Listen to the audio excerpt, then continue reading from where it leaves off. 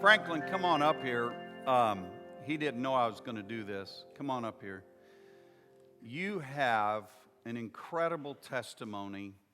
All your life being estranged from your father, and just take 2-3 minutes, whet their appetite. Sometime we'll let you tell the whole story, but I thought it was good today when I saw you walking in. I just felt the Spirit said, have Franklin to just share that testimony, and then I'm going to have you to pray for all the people that maybe have been estranged from their father.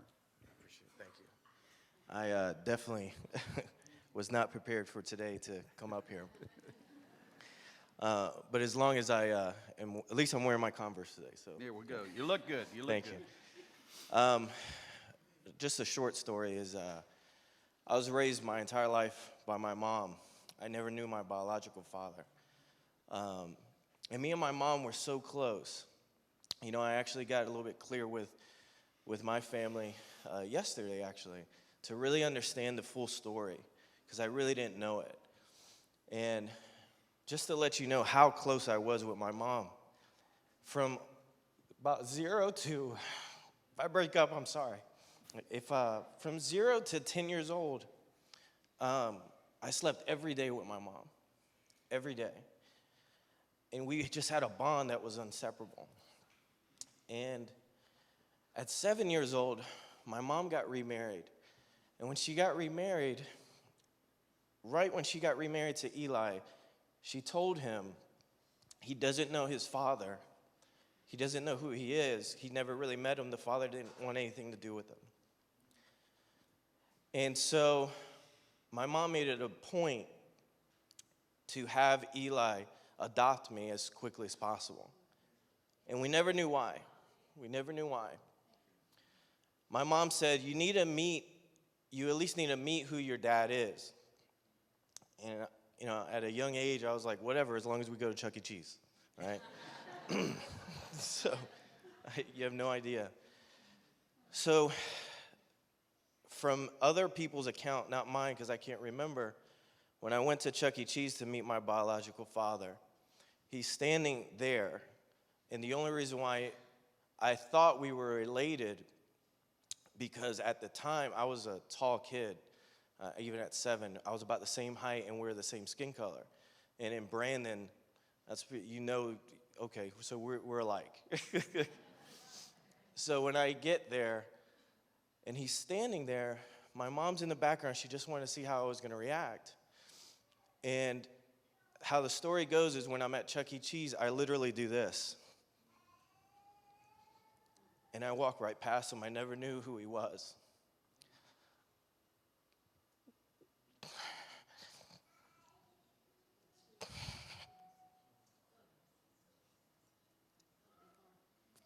As a young boy,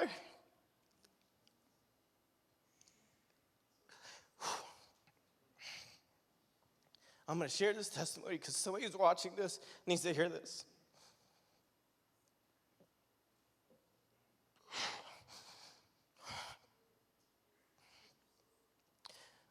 When I heard this story,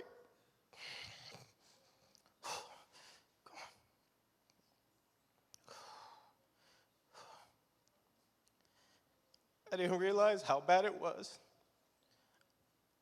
My mom knew instantly she needed me to be adopted.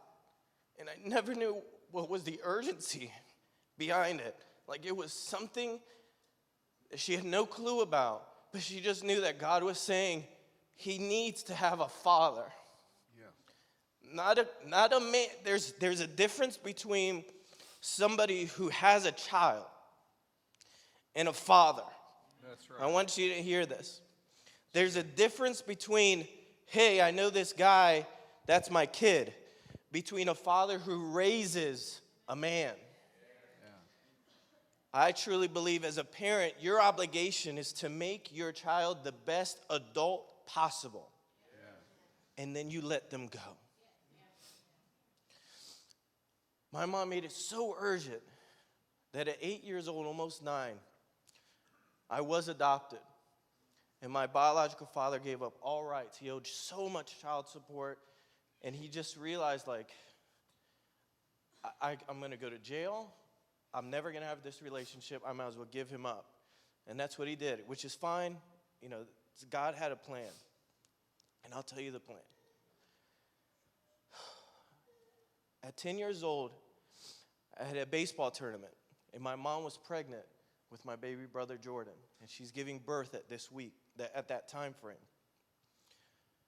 At the baseball tournament, I won like MVP. I was a very good baseball player my whole life. My mom came to the games and everything. That week, she gave birth. The whole family was super excited. Finally, I have a brother I could beat up on, right?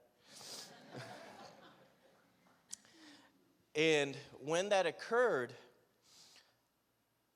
we won the tournament. And we were supposed to see my mom at the hospital.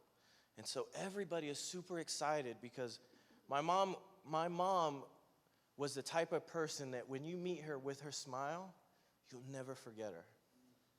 She was that type of person. And this is from everybody. Like 30 years later, I still get people that say, "Oh my God, I can't believe your mom was so awesome."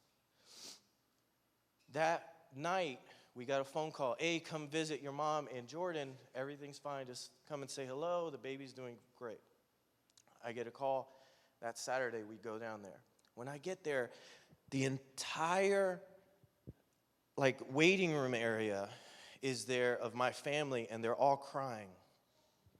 And I didn't know why. I had no idea what was going on. I thought something was wrong with Jordan. When I get there, my dad, who I call my dad, Eli Cruz, he comes up to me and he says, "Your mom died." I said, "Excuse me?"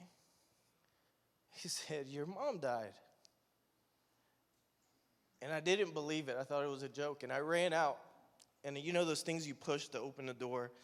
I hit it so hard, I broke my hand.